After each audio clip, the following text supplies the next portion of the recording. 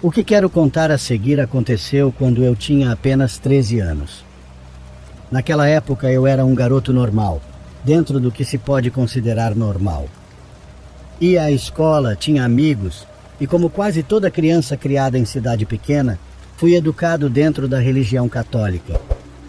Mas achava divertido desafiar as crenças dos meus pais. Tinha me tornado um pouco arrogante em relação a isso. Isso me causava problemas tanto com minha família, quanto com as pessoas da cidade onde vivíamos. Quase todos eram profundamente religiosos. Só para que tenham uma ideia, não havia uma casa sequer que não tivesse alguma imagem ou alusão à religião na porta. Na cidade, havia uma velha capela abandonada. Eu nunca a via em funcionamento, e acredito que nem mesmo meus pais.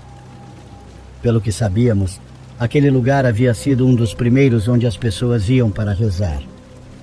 Com a construção de uma nova igreja, mais acessível a todos, a capela foi lentamente esquecida. Como acontece na maioria das cidades pequenas, não demorou para surgirem histórias de terror e lendas urbanas, afinal era uma das poucas formas que tínhamos de nos entreter. A história sobre aquela capela era bem simples. Se não me falha a memória, dizia-se que ela foi abandonada porque um sacristão perdeu a sanidade e que em um certo dia as poucas pessoas que chegaram cedo para a missa nunca mais saíram de lá. A história não era muito específica sobre o que ele havia feito com elas. Tinha várias versões sobre isso. Algumas diziam que o sacristão incendiou a capela com as pessoas dentro, embora eu nunca acreditei muito nisso, pois já tinha visto o lugar e ele não mostrava sinais de incêndio. Outras versões mais perturbadoras diziam que ele os havia matado de formas que prefiro nem descrever. A única coisa certa era que o lugar estava abandonado e os adultos proibiam terminantemente que nos aproximássemos. Diziam que era perigoso, pois a estrutura estava prestes a desabar e alguém poderia se machucar. Mas é claro que se você diz a um adolescente que ele não pode fazer algo, só o incentiva ainda mais. Muitos de nós crescemos ouvindo que se ousássemos entrar, o sacristão apareceria e não nos deixaria sair, assim como aconteceu com as pessoas da história. Era uma história para assustar crianças, e embora todos fingíssemos não acreditar nela, tenho certeza de que mais de um ficou com medo quando sugeri entrarmos lá. Sendo completamente honesto, naquele momento eu não tinha nenhuma motivação rebelde contra a religião. Eu simplesmente estava muito entediado durante as férias da Semana Santa. Já tínhamos brincado na rua por tempo demais e queríamos apenas explorar algo novo. Não é como se tivéssemos um plano elaborado. 2 dos meus amigos toparam na hora. Outros 2 não quiseram, mas acabaram aceitando. O lugar era um pouco afastado. Como disse antes, a nova igreja era muito mais acessível, enquanto essa capela ficava a uns 40 minutos de caminhada. O caminho até lá estava tomado por mato e vegetação alta por todos os lados, pois ninguém cuidava da trilha. A capela, vista de fora, parecia ainda mais deteriorada do que eu lembrava. Quando éramos pirralhos, costumávamos apostar quem conseguia chegar mais perto dela, mas com o tempo crescemos e paramos com isso. Dessa vez, porém, era diferente. Estávamos decididos a entrar. A estrutura estava tão abandonada que nem mesmo tinha um cadeado decente. Sim, havia um, mas estava tão enferrujado que com um pouco de força se quebrou. Lá dentro o cheiro de mofo e de ambiente fechado era muito forte, mas dava para aguentar. Havia fileiras de bancos velhos, algumas imagens religiosas espalhadas e um par de quadros rachados. Meus 2 amigos, que no começo estavam mais nervosos, se acalmaram ao ver que não havia nada realmente estranho ali dentro. Ficamos apenas explorando, fazendo piadas e bobagens típicas da nossa idade. Foi então que encontramos um pequeno depósito dentro da capela. Parecia ser o lugar onde, em tempos passados, guardavam as batinas e outros itens usados na missa. Pensei que talvez encontrássemos vinho lá dentro, sabendo que era usado nas celebrações religiosas. A porta do depósito estava trancada. Tentamos abri-la por um bom tempo, mas ela não cedia. Entre nós estava o Quilão, um cara alto e muito forte. Muitos diziam que ele parecia mais velho do que aparentava, e isso era verdade. Pedimos para ele arrombar a porta e, após alguns bons chutes, conseguimos abrir. Lá dentro, o cheiro era ainda pior do que do lado de fora. O local não tinha janelas nem ventilação, e o odor de coisa velha e trancada fazia a gente chegar a perder o ar. Era um espaço pequeno que, na verdade, dava para ver tudo com um simples olhar. Mesmo assim, entramos para tocar e vasculhar o que havia ali. Não encontramos nada muito estranho. Havia uma Bíblia, algumas garrafas de água e outros objetos esperados em uma capela abandonada. No entanto, entre todas essas coisas, uma me chamou profundamente a atenção: uma estátua da Virgem Maria. Ela devia ter quase 2 metros de altura, então pode apostar que era enorme. Fiquei surpreso por não terem levado ela para a nova igreja, pois apesar do abandono não parecia estar em mau estado. A estátua tinha os olhos fechados e a cabeça inclinada para baixo, na típica pose serena dessas representações. Fiquei encarando-a fixamente, tão concentrado que nem percebi quando meus amigos, já entediados, começaram a sair do lugar. Acho que foi no exato momento em que o último deles cruzou a porta, que eu vi. Sei que não imaginei. Sei que ela abriu os olhos. Foi muito rápido, como naqueles vídeos onde se capta um leve movimento, mas eu vi claramente. A estátua abriu os olhos e olhou diretamente para mim. O susto foi tão grande que não só gritei, como quase por reflexo, empurrei a estátua. Ela perdeu o equilíbrio e caiu no chão, quebrando-se em pedaços. O estrondo foi imenso e o eco ressoou por todo o lugar vazio. Saí apavorado enquanto meus amigos me perguntavam o que tinha acontecido. Menti dizendo que havia tentado tocar a estátua e ela caiu. Não queria contar a verdade. Não só porque sabia que não acreditariam, mas porque eu mesmo não queria acreditar. Era absurdo. Uma estátua com olhos pintados não poderia simplesmente abri-los. Eu tentava encontrar uma explicação que fazia sentido dentro da minha cabeça. Talvez tivesse sido um efeito de perspectiva que, ao olhar de perto, parecesse que os olhos estavam abertos, mas no fundo eu sabia que não era isso. Um dos meus amigos espiou, viu os pedaços da estátua e começou a rir, dizendo que eu realmente a tinha destruído por completo. Ninguém mais parecia se importar com o ocorrido, afinal era um lugar abandonado. Ficamos mais um tempo ali olhando os restos, mas decidimos que era melhor ir embora. O lugar tinha deixado de ser interessante para eles, e para mim havia se tornado insuportável. Naquele mesmo dia continuei passando o tempo com meus amigos, mas não conseguia parar de pensar no que tinha acontecido na capela. O momento em que a estátua abriu os olhos se repetia sem parar na minha mente, e eu não encontrava nenhuma explicação lógica que me convencesse. À noite, ao chegar em casa, encontrei a casa vazia. Meus pais deixaram um papel na geladeira dizendo que tinham ido visitar uns tios e que, se eu quisesse, poderia ir até lá. Decidi ficar, pois nunca fui muito fã de reuniões familiares. Fiquei acordado por um tempo, mas depois até dormi um pouco. Quando acordei, estava suando até nas pernas. Não sabia o que tinha sonhado, só sentia um medo profundo e irracional. Tentava me convencer de que tinha sido apenas um pesadelo. Ainda assim, nunca na minha vida eu havia suado tanto. Nem mesmo depois de jogar futebol debaixo do sol eu ficava daquele jeito. A camiseta, os lençóis, tudo estava encharcado. Tudo estava tão molhado e desconfortável que pensei que precisava trocar toda a roupa de cama e tomar um banho. Meu quarto tinha seu próprio banheiro, então preparei minhas coisas e entrei para tomar banho. Enquanto passava shampoo e fechava os olhos, ouvi claramente alguém bater na porta, que era daquelas sanfonadas de plástico. Tum, tum, tum, tum. Fiquei um pouco assustado, mas pensei que poderia ser minha mãe. Perguntei em voz alta se era ela. Nada. Depois perguntei se era meu pai, mas também não houve resposta. Irritado, imaginei que fosse meu irmão, que às vezes entrava só para me incomodar, desarmando o chuveiro e cortando a água. Alertei em voz alta que se ele fizesse algo, eu bateria nele assim que saísse. De novo, nenhuma resposta. O silêncio ficou insuportável e então percebi. Eu não tinha ouvido meus pais chegarem. E meu irmão, que era pequeno, não conseguiria se esconder tão bem a ponto de não fazer nenhum barulho. Assustado, espreitei por trás da cortina do chuveiro. Vi uma batina verde, igual a que eu tinha visto na capela, bem sobre a estátua da Virgem.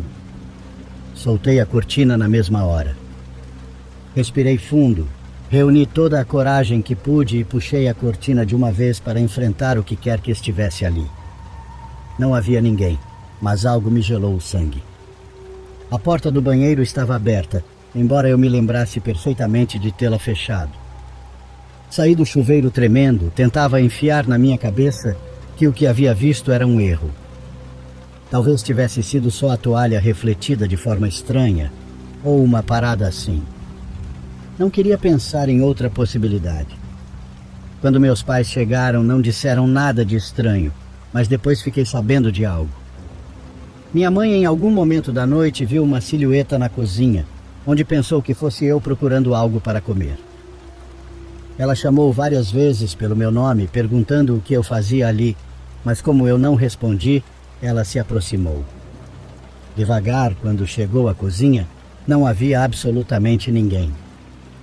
Minha mãe nunca foi uma pessoa supersticiosa, mas disse que viu claramente alguém ali. Era como uma silhueta que ela viu de relance, e pensando melhor, lembrava que era mais alta do que eu.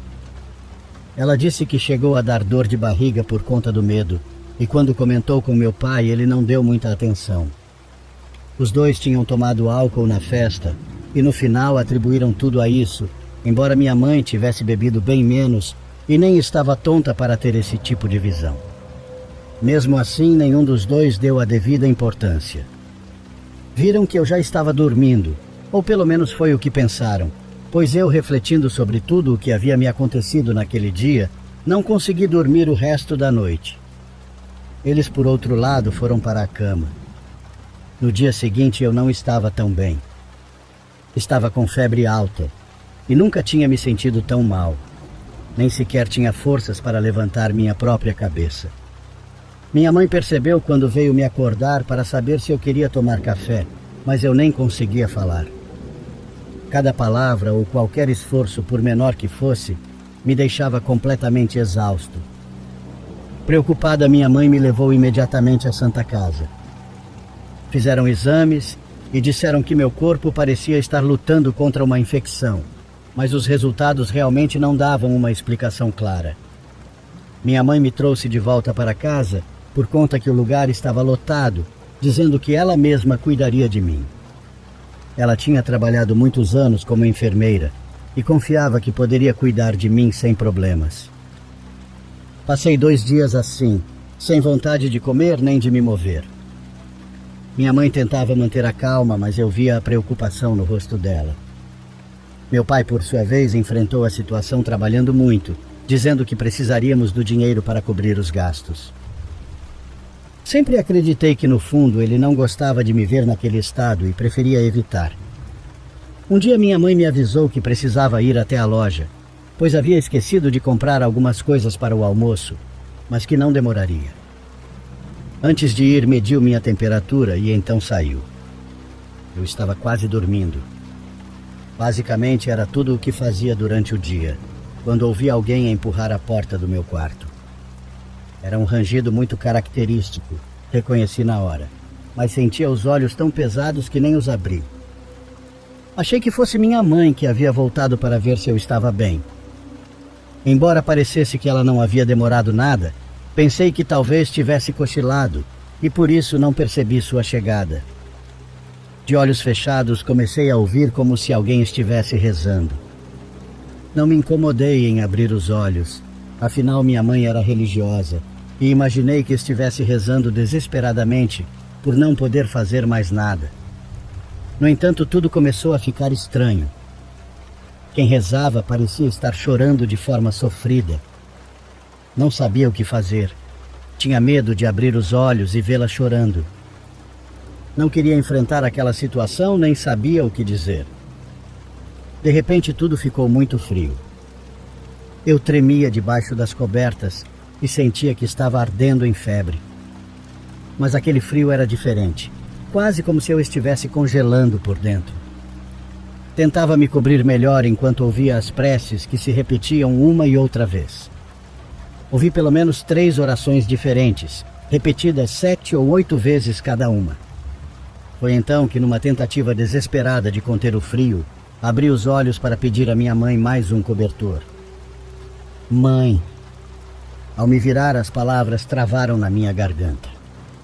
Quem estava ali não era minha mãe. Era o que parecia ser a Virgem Maria. Cada detalhe era idêntico. As marcas, as roupas, tudo. Não importa quantas vezes eu lembre disso, em minha mente ela sempre aparece exatamente igual.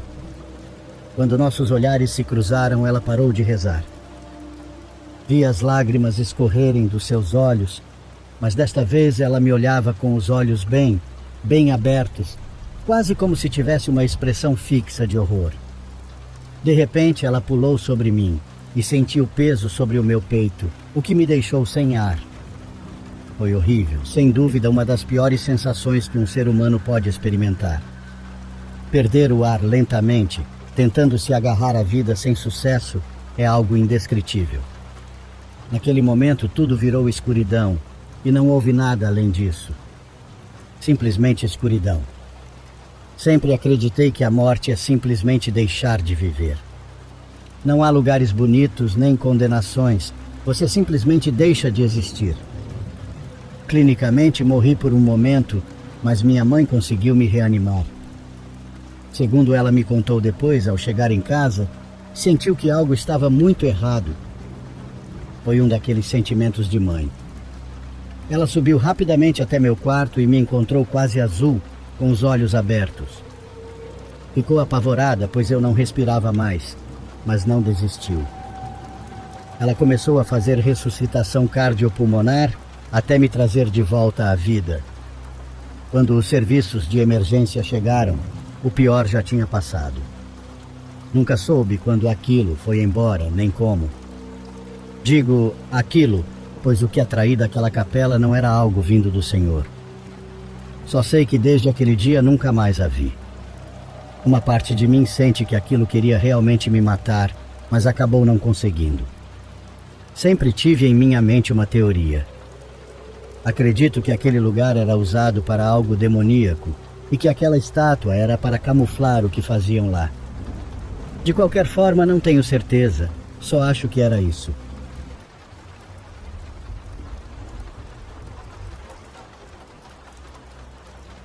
Cresci na vila de Dunning, Nebraska. Simplificando, à medida que fui ficando um pouco mais velho, logo percebi que não havia futuro para mim ali. Então, com isso em mente, me alistei no exército quando tinha 19 anos. Crescer em Dunning durante a década de 80 é algo semelhante a um filme de terror psicológico. Tinha malucos religiosos extremos, malucos moradores da cidade e uma atmosfera de isolamento sem igual. Isso não quer dizer que a cidade fosse por completo assustadora ou algo assim. Tinha as coisas boas também. A leste da cidade fica a Floresta Nacional de Nebraska, que nossa família visitava com frequência quando eu era criança. Sendo uma comunidade pequena, eu era praticamente amigo de todas as outras crianças da minha idade. Algo que gostávamos de fazer juntos era pescar nos rios próximos. Lembro-me que minha escola estava fazendo uma excursão à Floresta Nacional e eu não pude comparecer por um motivo ou outro. Não consigo me lembrar se foi por causa de notas baixas ou por conta de brigas. De qualquer forma, acho que foi uma mistura dos dois. Quando saí da escola naquele dia, eu era praticamente o único garoto que restava na cidade. Este foi um dos raros momentos em que fui pescar sozinho assim que cheguei em casa naquele dia. Terminei rapidamente minhas tarefas domésticas antes de arrumar meu equipamento de pesca e andar de bicicleta. Meus amigos e eu costumávamos pescar no rio porque era muito perto da cidade. Porém, como eles não estavam comigo naquele dia, decidi descer até o rio que corria ao longo do lado oeste da cidade, se interligando com outro corpo d'água. Além deste rio, havia algumas terras de absolutamente ninguém, em todos os sentidos da palavra. Além de algumas propriedades residenciais, não havia absolutamente nada por quilômetros a não ser colinas e árvores. Passei cerca de 30 minutos lançando minha linha, mas não estava pegando nada. Para minha consternação, mudei minha operação um pouco rio acima, onde os dois rios se cruzavam. De repente pude sentir uma sensação estranha na nuca. Tenho certeza de que a maioria de vocês já tiveram aquela sensação assustadora quando alguém está te observando. Fiz o possível para ignorar esse sentimento e continuar pescando. Porém, havia algo que chamava minha atenção para uma das extremidades das árvores, situadas a cerca de 9 metros da margem do rio. O ano exato era 1988, quando todo o país sofria de secas que causaram a morte de muitas árvores. Comecei a sentir um cheiro desagradável no ar. Era um fedor forte e pútrido, como se algo tivesse morrido e ficado em decomposição ao sol o dia todo. Estranhamente não vi um único abutre ou necrófago por perto. Normalmente eles estariam atacando qualquer carcaça de animal pouco depois de morrerem. A curiosidade tomou conta de mim, então larguei minha vara de pescar e fui investigar essas árvores. Ao me aproximar, notei um buraco no chão, como se alguém tivesse cavado uma cova e esquecido de jogar a terra sobre ela. Quando me aproximei, pude sentir arrepios subindo e descendo pelos meus braços. Assim que cheguei perto o suficiente, olhei para dentro do buraco. Juro até o dia da minha morte que foi isso que vi lá. Havia o corpo de uma jovem de no máximo 12 anos no fundo deste buraco. Lembro-me vagamente de ter visto uma camisola rasgada enrolada em seu corpo. Não me assusto facilmente, mas isso me fez fugir de volta para a cidade com lágrimas nos olhos. Enquanto corria, pude ouvir alguém me acompanhando no meio do mato. Fiz de tudo para acelerar meus passos.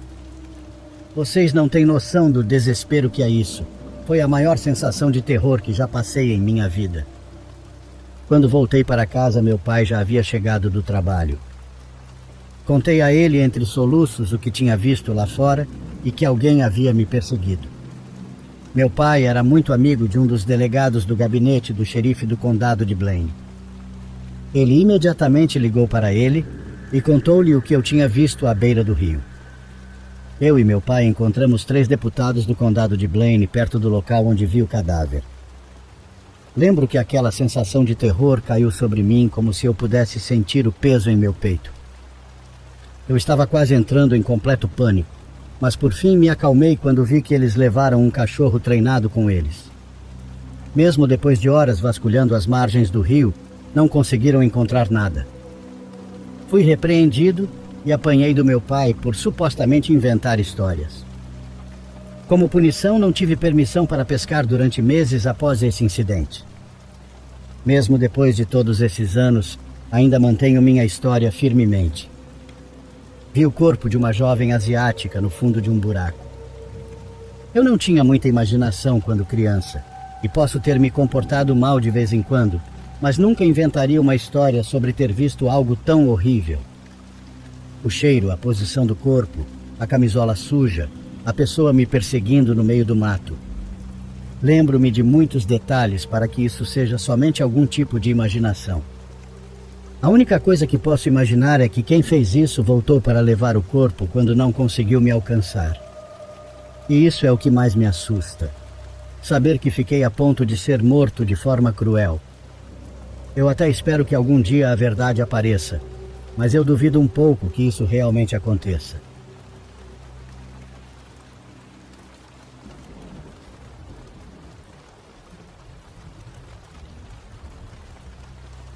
Eu tinha acabado de chegar do trabalho e estava sentada no sofá com um filme passando na TV. Estava chovendo lá fora e era sexta-feira, então nada melhor do que ficar acordada até tarde assistindo um filme. Eu tinha as cortinas da janela abertas, pois estava com um tempo muito lindo de chuva. Eu esperava ver uma paisagem legal lá fora, já que não chove muito onde moro. Noites como essas são muito raras e sempre me deixam muito animada. À medida que a noite avançava, por volta da meia-noite, notei algo estranho do lado de fora da minha janela. Havia um homem completamente encharcado andando pela calçada. Ele caminhou até uma das casas e foi até a varanda. Como estava muito escuro, não consegui ver muita coisa através da chuva. Mas parecia que ele estava esperando que atendessem a porta. Depois de cerca de 1 minuto, ele desceu a calçada novamente e continuou pela rua. Eu não conseguia enxergar mais longe de onde estava, mas ver as ações desse homem me deu uma sensação desconfortável no peito que não sabia o motivo.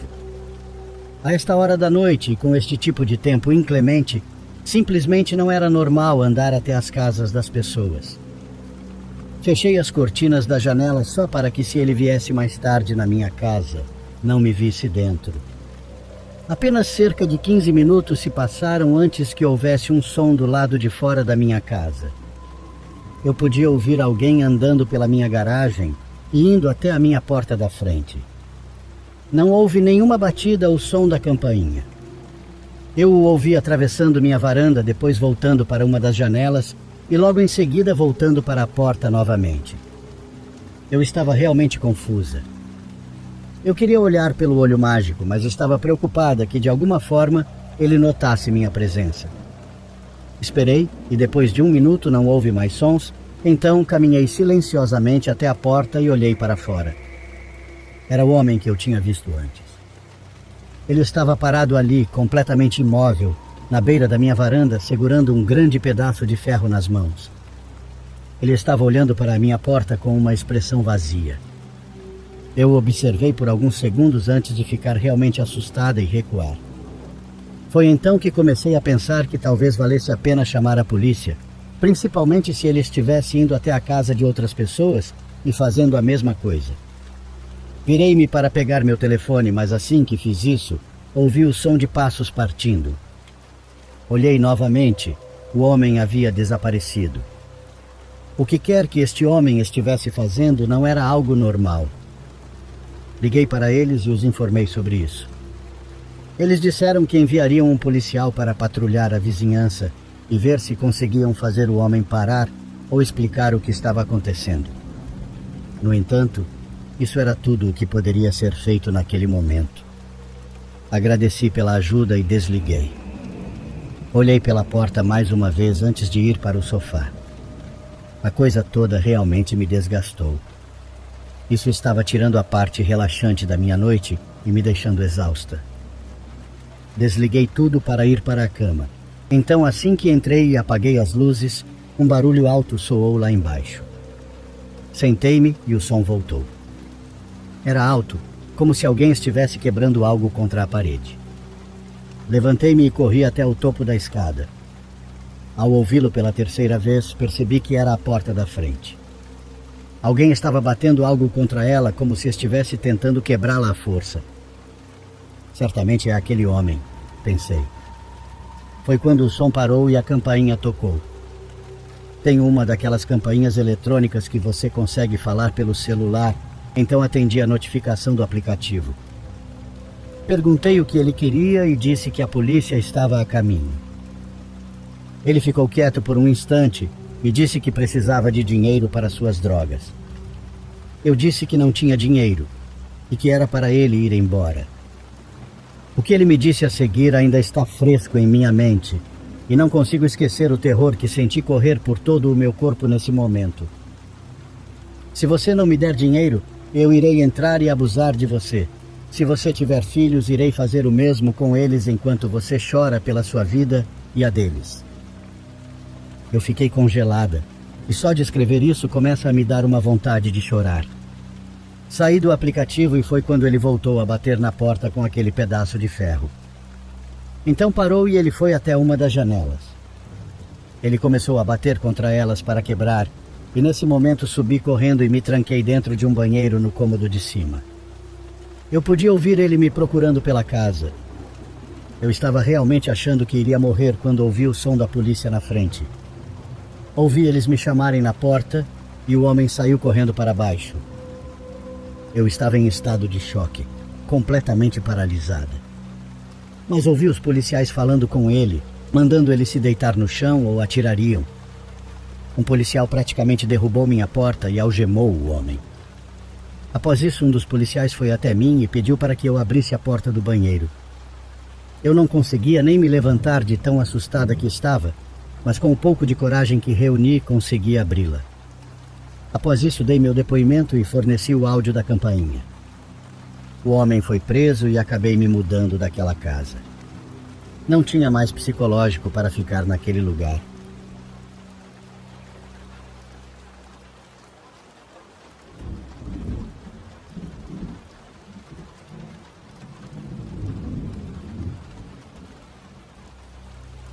Meu nome é Teresa. Tenho 54 anos e moro em um sítio nos arredores de Ayuruoca, no sul de Minas Gerais.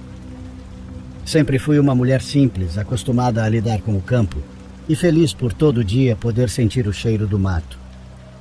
Desde que me entendo por gente, minha vida foi ligada ao leite, à ordenha e principalmente à fabricação de queijo. Um ofício que aprendi com minha avó Clerenice e que mantenho com muito orgulho até hoje. Tenho 3 vacas leiteiras, todas com nomes: Lulu, Branquinha e Vitória. Acordo todos os dias às 5 da manhã. Coloco água no fogo para fazer o café. Separo os utensílios e vou até o curral buscar o leite fresco. O processo de fazer queijo é quase como uma reza. Cada movimento tem sua importância, cada pausa, seu tempo. E nisso o silêncio do campo sempre foi meu companheiro. Até que tudo começou a mudar em março do ano passado, pouco depois da morte do meu tio Raul. Ele era irmão mais novo do meu pai, mas os dois nunca se deram bem. Raul era um homem difícil e, para ir direto ao ponto, maldoso. Ele cresceu sendo protegido pela minha avó e nunca quis nada com a vida. Bebia demais, era agressivo e mesmo depois de velho vivia se metendo em briga com vizinhos. Quando eu era menina, ele me ameaçou quando eu disse que iria contar sobre a vez que ele tentou me beijar à força. Meu pai rompeu com ele nessa época e nunca mais se falaram. Nos últimos anos, Raul morava sozinho em uma casa velha, abandonada, a uns 2 quilômetros do meu sítio. Quase ninguém ia lá e eu mesma não via ele fazia mais de 5 anos. Só soube da morte porque o caseiro do sítio vizinho encontrou o corpo dele caído perto do viveiro de passarinhos, com os olhos abertos. Dizem que foi infarto. O estranho é que depois que ele morreu, comecei a perceber coisas estranhas no meu sítio. Tudo começou com barulhos à noite. Estalos nas árvores e galhos quebrando como se alguém estivesse andando por cima das copas. Pensei que fossem gambás ou talvez algum bicho maior. Mas os barulhos vinham sempre depois da meia-noite e sempre do mesmo ponto, a mangueira grande que fica atrás da minha casa. Uma noite fui até a janela do meu quarto e juro que vi algo em cima da árvore. Era alto, escuro, tinha um brilho estranho nos olhos, como se refletissem a luz da lua. Não se mexia como um bicho. Aquela coisa me encarou por alguns segundos e depois desapareceu no meio das folhas. Tentei não pensar muito nisso, mas fiquei com muito medo achando que poderia ser um assaltante. Continuei com a rotina, mas nas noites seguintes aquilo voltou com mais frequência. Cada vez parecia estar mais perto. Comecei a ouvir minha cachorra rosnar para o alto das árvores. Ela, que sempre dormia tranquila, passou a ficar inquieta, andando em círculos no terreiro. Cheguei a chamar o padre Elísio, que veio, abençoou a casa, aspergiu água benta pelos cômodos e me disse para manter a fé. Por um tempo achei que tinha resolvido, mas bastaram 3 noites para tudo voltar. Só que agora, além do vulto na árvore, eu comecei a sonhar com meu tio Raul. Nos sonhos ele estava sempre doente, com a pele amarela e os olhos fundos. Me chamava pelo nome e dizia que a dívida não estava paga. Eu acordava ensopada de suor, com o coração disparado. Passei a deixar a luz acesa no quarto e dormir com o rádio ligado, qualquer coisa para abafar o silêncio. Um dia, enquanto mexia no queijo, vi que a massa não estava como de costume. O leite talhou de um jeito estranho, com um cheiro que me embrulhou o estômago. Joguei fora, e no outro dia aconteceu a mesma coisa. Até que na terceira vez, encontrei dentro do pano um tufo de pelos pretos, grossos como de animal selvagem. Mas não havia nenhum animal daqueles por perto. Por conta dos sonhos e do que estava acontecendo, fui até a antiga casa do meu tio. Entrei com uma vela naquela casa que cheirava muito mal. Encontrei dentro de um armário um caderno velho. Nele havia anotações estranhas, mas uma frase estava repetida várias vezes. Ela vai pagar. Não sei se era para mim, mas a sensação foi como se eu tivesse sido observada o tempo todo. Comecei a conversar com uma senhora que vive há décadas na região, Dona Ruth. Ela me disse que Raul sempre foi envolvido com coisas estranhas e que tinha mania de fazer uns trabalhos na mata. Um dia ele disse a ela que, se um dia morresse antes de resolver uma desavença, voltaria de qualquer jeito. Essas palavras me atormentam até hoje, pois não sei o que fiz para despertar isso. Mudei meus horários, parei de trabalhar à noite e evito sair depois do pôr do sol. Ainda vejo de vez em quando aquele vulto em cima da mangueira, sempre me olhando. Já pensei em vender o sítio, mas meu coração não deixa. Aqui é onde minha história nasceu. Conto tudo isso porque acredito que há coisas que a gente não entende e que o mal às vezes se agarra a pessoas, lugares e memórias. Faço minhas orações todos os dias e coloco sal grosso nos cantos da casa. Sigo fazendo meu queijo porque é o que sei fazer. Mas nunca mais olhei para a mangueira do mesmo jeito. E quando ouço um estalo nas árvores, ainda hoje, meu coração dispara.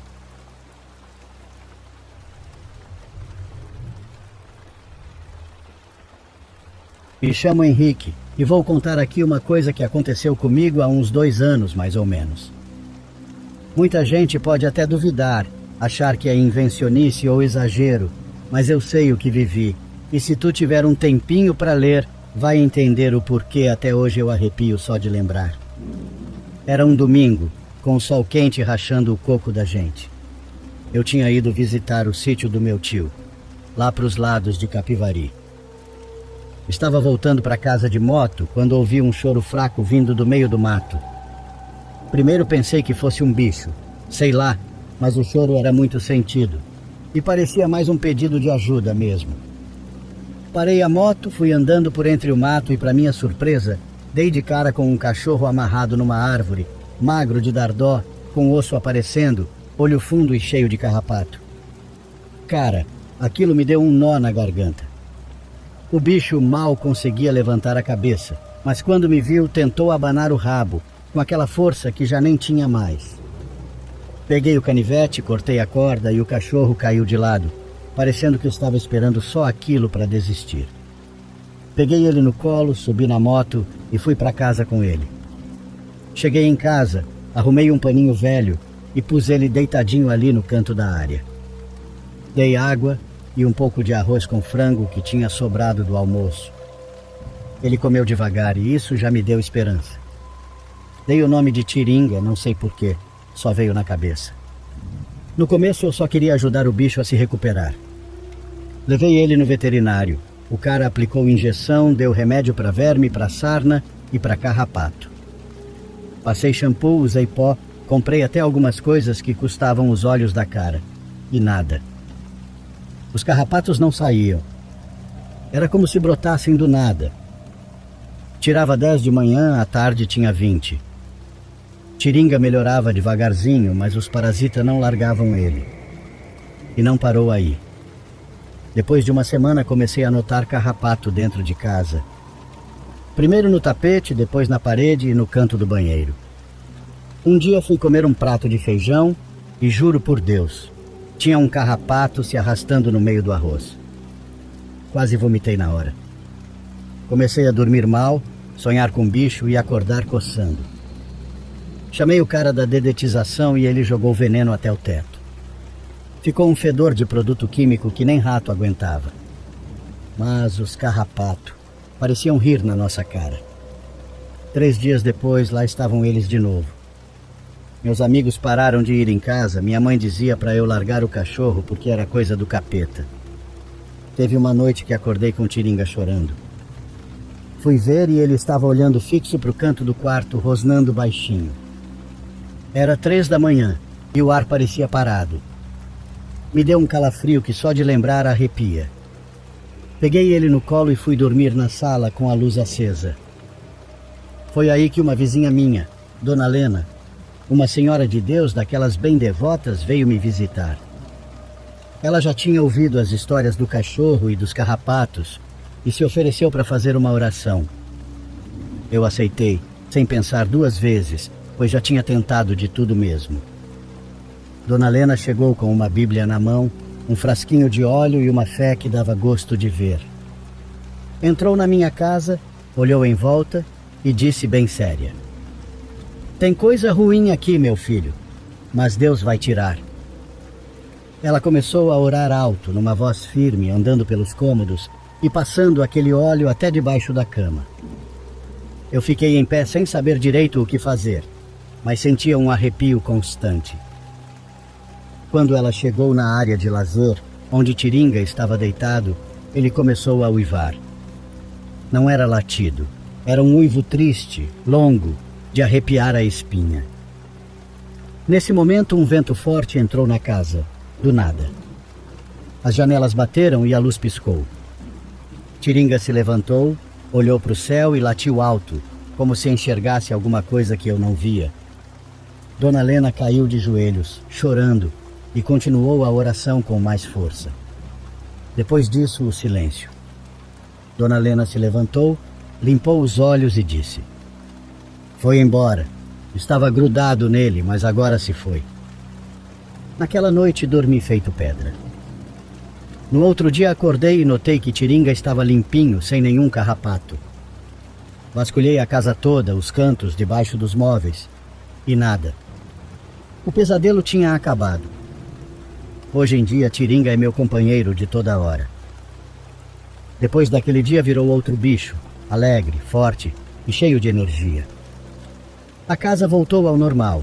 E eu? Bom, eu nunca mais duvidei da força da fé, nem da maldade que existe nesse mundo. Digo isso porque o que aconteceu com aquele cachorro e com minha casa não era coisa normal. Mas graças a Deus e a Dona Lena, ficou tudo bem. Se tu acha que isso é só história, tudo bem, mas eu sei o que vivi. Tenho certeza que aquele cão apareceu na minha vida por um motivo. Talvez para eu entender que nem tudo se explica com remédio e lógica. Às vezes a gente precisa de fé e de um coração aberto para ajudar quem precisa, mesmo que venha cheio de carrapato e dor nas costas. Essa é minha história. Pode rir, pode duvidar, mas quem viveu não esquece nunca mais.